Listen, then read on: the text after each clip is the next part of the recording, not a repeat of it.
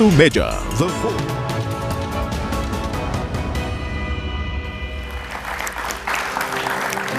Masih bersama saya Budiman Tanurjo di Satu Meja The Forum. Mbak Ai Mariati, jadi tadi 190.000 anak-anak udah jadi terpapar dengan judi online dan di antara serius dan nggak serius. Kalau dari KPAI melihat apakah pemerintah ini memang harus segera mengambil langkah darurat mengatasi ini atau harapan Anda seperti apa? Ya ini yang sangat disesalkan kan, anak-anak yang mungkin awalnya bermain game tapi kemudian ada ekosistem masuk ke ranah judi online.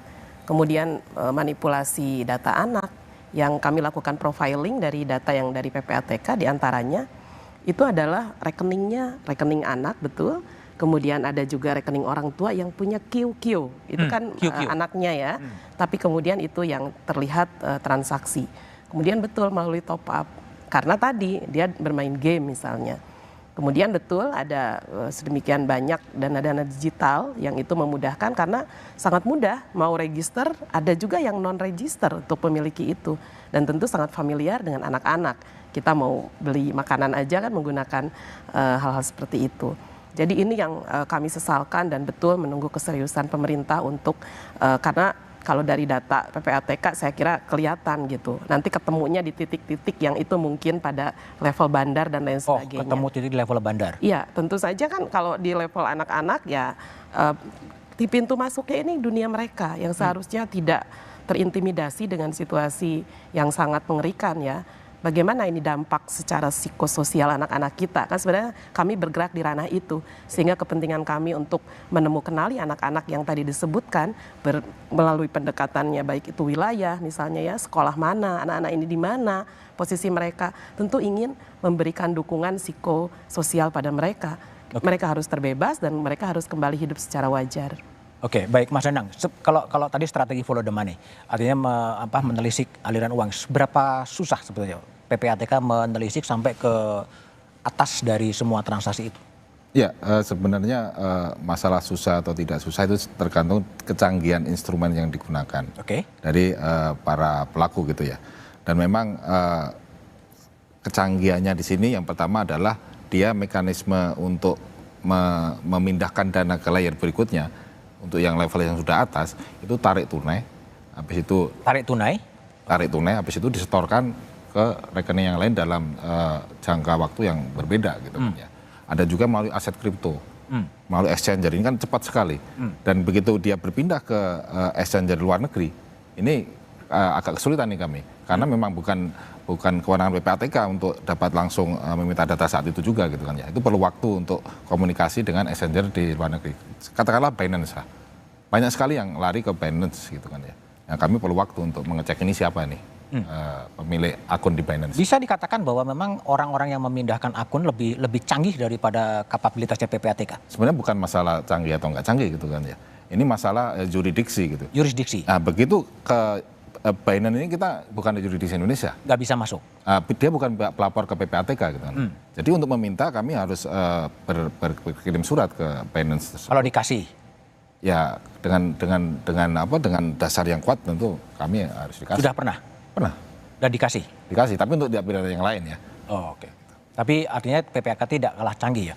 Oke, kembali ke Bung Usman. Kalau Anda lihat banyak kritik bahwa ini susah, lambat atau apapun. Apakah memang ada kira-kira temuan dari Satgas memang ada sosok-sosok besar yang kemudian membackup ini sehingga mungkin nggak segera terungkap atau teratasi sebetulnya? Iya, memang di dalam tim Satgas ya kita belum membicarakan hal tersebut ya, walaupun dalam satu kesempatan Pak Menkominfo itu kan sempat menyebut jumlah orang yang kabarnya mengendalikan judi online itu ya, itu sudah disebut-sebut ya. Bahkan saya baca juga di satu berita juga aparat kepolisian juga sudah menyebut jumlah ya, berapa banyak maksud saya yang mengendalikan judi online di Indonesia itu begitu. Jadi dari sisi simbolik itu sudah tersebutkan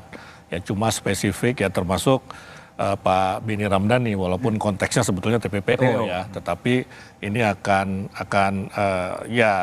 sekali tepuk dua nyamuk sebetulnya bisa kalau kita bisa menelusuri sosok tersebut begitu ya. Artinya sudah disebut secara simbolik ya, tinggal nanti bagaimana bagian penindakan ini menelusuri itu ya, seperti bagaimana polisi meminta keterangan dari Pak Beni tentang sosok yang berinisial T itu begitu. Oke. Kalau Sari dari hasil investigasi di tim Kompas, selain penutupan blokir situs dan juga rekening, apalagi yang sebaiknya dan seharusnya dikerjakan oleh pemerintah sebetulnya? Mungkin perlu ada upaya diplomasi ke negara tetangga ya. Karena dari informasi terakhir yang kami ketahui, sosok-sosok yang diduga pemain besar sebagai pebisnis judi yang beroperasi di Indonesia tapi dikendalikan dari Kamboja ini, itu sudah mendapatkan kewarganegaraan Kamboja beberapa tahun yang lalu. Oke. Sehingga ini akan menjadi suatu kendala yang cukup kompleks kalau ingin ada penegakan hukum. Anyway, dia sudah warga negara Kamboja dan itu bisa dilihat di data kependudukan pemerintah kerajaan Kamboja. Dokumennya bisa kita akses dengan mudah. Oke, baik. Kembali ke Trimedia Panjaitan. Trimet, jadi kalau ini kemudian agak susah ya di mata publik minimal, apakah juga Anda melihat gitu ada sosok-sosok yang kemudian menjadi backup sehingga ya ini ya dibuka gitu kan kemudian hilang dengan waktu gitu? Gimana Trimedia? Pertama saya setuju yang disampaikan oleh Mbak Sari tadi, upaya diplomasi. Saya kira fokus kita bukan hanya Kamboja, Vietnam juga salah satu sarang situs-situs judi dioperasikan. Nah, kedua, mampu nggak Indonesia, pemerintah Indonesia melakukan diplomasi? Sama seperti dengan Singapura kan susah untuk membatasi orang Indonesia menyimpan duitnya di Singapura, membawa duitnya di sana, kan susah itu dilakukan. Itu pekerjaan paling sulit. Karena kalau kita bicara hukum, kita sudah bicara sama polisi, ya nggak bisa Bang. Karena mereka berlaku hukum Kamboja, dilegalkan judi. Nah yang kedua, supaya pemerintah benar-benar serius, saya kira Polri perlu duduk, Kominfo di bawah koordinasi Menko Polhukam, kemudian BIN, bekerjalah sesuai dengan kewenangan. Mungkin tadi bicara soal lalu lintas keuangan, Menteri Keuangan bicara duduk bagaimana mengatasinya. Kemudian juga kalau seandainya ada yang diungkap, jangan sampai kejaksaan, kemudian juga hakim di pengadilan memvonis ringan, tidak ada efek jerak. Kemudian harta kekayaan yang dimiliki oleh pemain-pemain bandar-bandar judi seperti itu bisa kita tidak bisa selamatkan. Yang kita selamatkan adalah generasi kita. Kan hasil survei Kompas tadi saya lihat 51% itu karyawan swasta. Tadi sudah dijelaskan 17 sampai 19 tahun.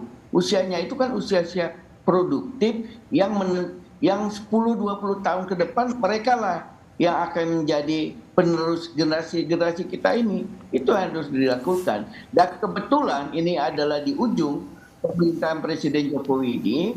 Mudah-mudahan ke depan Presiden Prabowo punya agenda yang jelas dalam hal ini dan tidak mau melindungi siapapun itu, bandar atau tokoh yang memang terlibat di dalam. Kalau seperti apa yang disampaikan oleh Mbak Sari, bahwa dia sudah warga negara asing, ya dilakukan upaya-upaya diplomatik supaya paling tidak dia tidak melakukan usaha itu lagi. Ya, walaupun tidak bisa dia diproses hukum, dia tidak melakukan usaha-usaha itu lagi, kemudian berlaku hukum di negara tempat dia berada, sehingga nggak merusak bangsa Indonesia. Itu perlu kita lakukan. Nah, mampu nggak kekuatan kita itu kan ASEAN.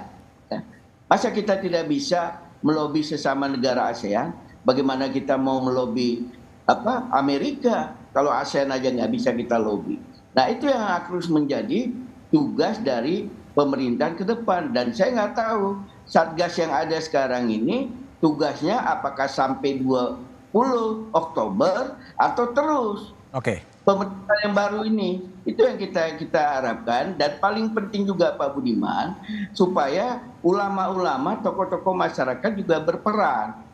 Dan saya kira juga Polda, kemudian BIN ya, itu bisa tahu, misalnya di kampung saya Sumatera Utara, dari 38 kabupaten kota ini di mana yang paling banyak judi.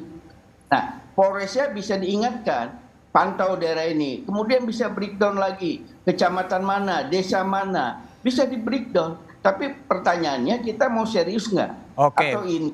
Baik. Jadi Trimet, setelah ini akan kita bahas ya langkah-langkah yang harus dilakukan oleh Satgas. Setelah Satgas dibentuk, kemudian terungkap lagi apa yang akan dikerjakan setelah jeda berikut ini.